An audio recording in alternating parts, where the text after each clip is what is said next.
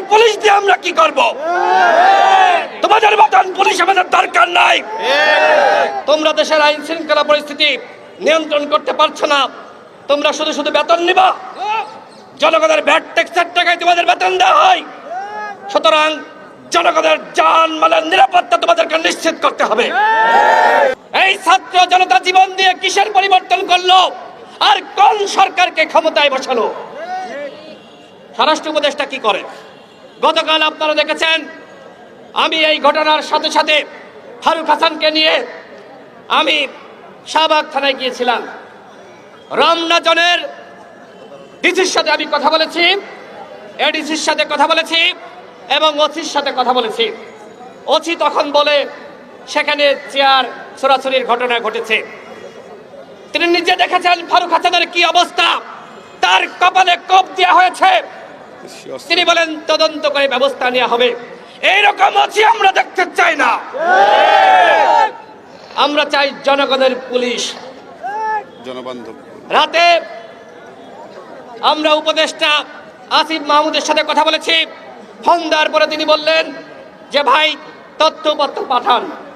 আমি দুইজন আসামির, যে দুইজনের নেতৃত্বে শরীফ এবং হিল্লোল, যে দুইজনের নেতৃত্বে এইখানে 20 থেকে 25 জন হামলা চালিয়েছে, তাদের সমস্ত তথ্য আমি আসিফকে দিয়েছি।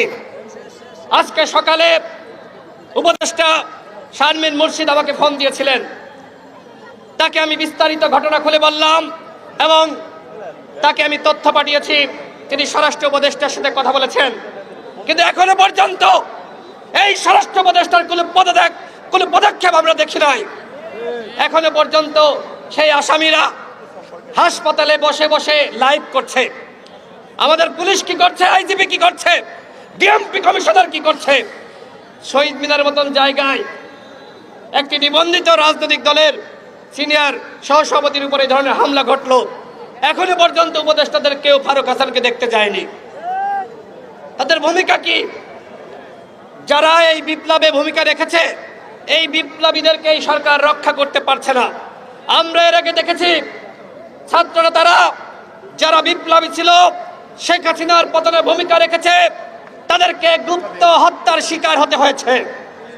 এই প্রোগ্রাম চলছে।